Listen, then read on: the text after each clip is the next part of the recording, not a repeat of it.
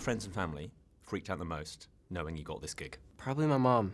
Your mum? She was behind the camera when she found out, or downstairs, and she could hear when I got the job, and I just screamed. And it's on video. I suppose it's just one question, really, is, would you like to play Hiccup in the movie?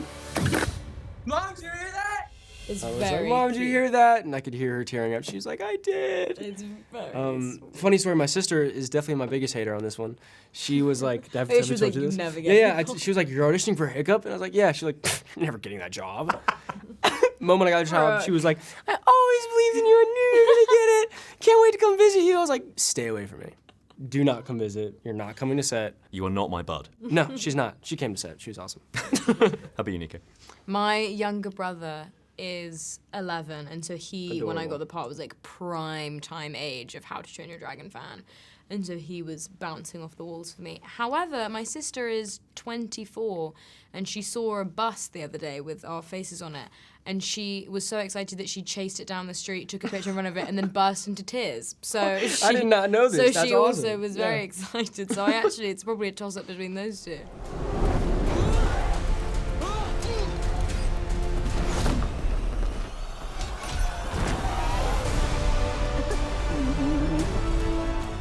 I'm going to ask Mason, what was it like delivering the improvised Jay Baruchel OG line of Thank you for nothing, you useless reptile. That whole scene, I didn't know how we were going to shoot that because the dragon's spinning. And once we got to set and we got on that rig, it was so strange. Nico was having the time of her life, but mine was a little uncomfortable. I know, it was quite And, uncomfy at the front of the dragon, but when you're at the back, having a blast. Oh, great. Yeah, so I was just kind of like, I'm just like being like, oh, what do you think we're gonna have for lunch today? And Mason's like, don't know, Nico. So we were having two completely different times. Now, I'm going to be honest. I was going to go with it. I do not remember improvising that line. I was just going to go with it and take it up. Like, yeah, I did improvise that. I know, but that's think- Jay's line from the OG. No, I remember that. But I think there was just a gray area of there weren't lines and we were just Something spinning to and we were say. screaming. And I was talking to Dean. I was like, there needs to be kind of something to say. And he was like, what do you want to say? And I was like, well, in the animated movie, didn't he say this? And I think Dean was like, yeah, just say the reptile line. I was like, perfect, let's do it. So yeah, we just did it. So it's thanks to you that it's there. Thank you for nothing, you useless reptile. I do think that may be the best roller coaster ride that no one will ever be able to go on Mm-hmm. but That you was guys. amazing. Absolutely. Yeah. Yeah, that's not too bad at all. Wow, you've lost everything. Your father, your tribe, your best friend. What are you gonna do about it? Probably something stupid. You must have some pretty incredible director's notes on a movie like this. What sticks in the mind where you go, only on How to Train Your Dragon would I get this? Well, it's interesting. I think my thing that I've come to realize during this press tour is less so director's notes, more so the amount of times that we can say the word puppeteering with a dead straight face. And by the way, full credit to the puppeteers. Like, they were absolutely integral in this process. However, puppets and dragons, it's all we say. And every time one of us says it, I'm like, what other job are we being like, and you know, the puppets really came, Yeah. they were really big, and it just is constantly insane. But notes from Dean, I don't know, do you have any that felt very... You just didn't get any notes, guys. I guess I was just too perfect. What can I say? Mason was actually just giving notes. I was just about to say, I was giving Dean notes, actually. You're putting the camera there, Dean. I had a lot of Interesting. things. If you love Nico's performance, point to me. And if you hate it, I had nothing to do with it. Sorry. Come on, bud.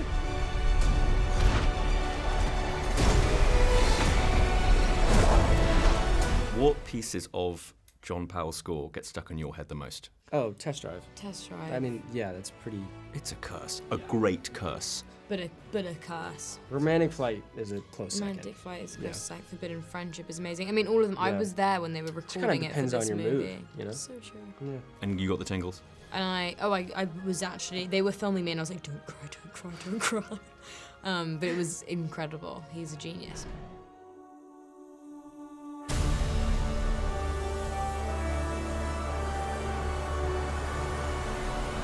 Everybody who's obviously a human in this movie has lots of props, and you've got all the equipment, and like Gerard himself, like, it's absurd.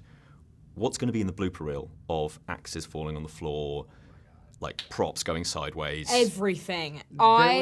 You Did go you ahead, hurt ahead. yourself? Like, do you have a lot of like falling over-y things? Yeah, but I didn't hurt myself there. I only hurt myself on like the dragon. Oh my god. Oh But- my god. I would say there's a scene. There's a couple of them. There's one scene where I'm pushing the hideous Zipple back into its pen, and I have to pull out an eel from from my like vest, the eel would not come out. And eventually, I don't even think we got a take with it coming out. They just cut away from it, No, and you it was me can't see throwing. it. We were watching it in the movie the other day. We were like, I can't even see you. I mean, it works so well in the movie, you can't tell. But me watching it, knowing what happened, it was horrible. And also, there's a scene where a shield was like perfectly rolling and would hit my foot and fall, and we did that about 30 times until that I actually was did. so many, so Also, a scene where I drop the knife in the sand and it sticks perfectly up and I kick it away. I did that first try on accident, and they were like, "Oh, I love it. Do it again." I was like, oh. I can never do this again. But I did. I hurt myself all the time. I hit myself in the face with the axe. I hit the axe and it ricocheted and hit me hard in the face. There's a shot that isn't in the movie of me flying-ish in a dragon's mouth with the axe, and I bashed my hand on a pole and it started bleeding. I fell over all the time. I fell over in a forest while I was running, and it was like a tracking shot. Oh, I heard about that. I was not there. And then suddenly Nico disappears from the shot. Yeah, Dean was like, "You should have been there yesterday." Nico was just running, and then she just drops. And then you lose me. There was a lot. I fell over all the time. I feel like the first thing we filmed, I fell over in, because I remember Gabriel being like, "That was really dumb," but because I just fell over immediately. Maybe that was the director's note that you're trying to block out, was Dean going, "That was really dumb." Come on! You're aware that the fan base for Dragon is legit. It is serious, Yeah. hardcore, and with good reason. The trilogy, incredible. And a friend of mine on the internet is called Gaynor, and she has made this gift, which I'm going to give, I hope this is okay, to Gerard Butler, because it's inspired by Stoic. And it is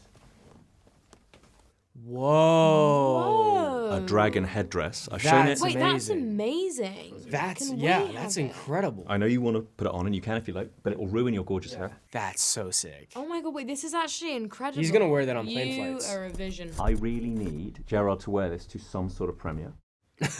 Don't pitch it, because it will happen. Yeah.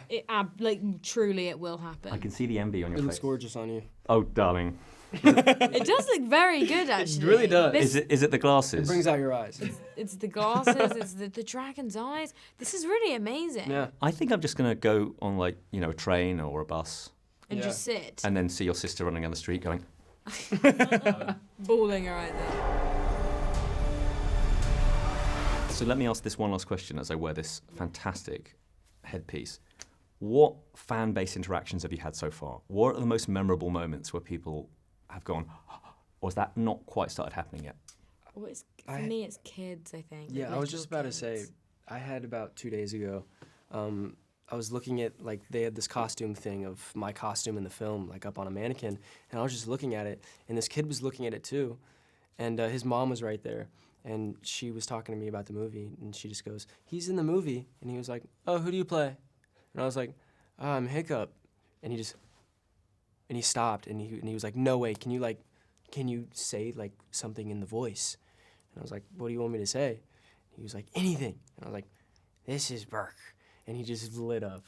And that was the coolest. And he was like, "I was toothless. And we just went on for a bit, and that Very cute. kind of warmed my heart. So That's really adorable, and I feel extra silly that I got such a good answer, knowing the edit's going to keep it in.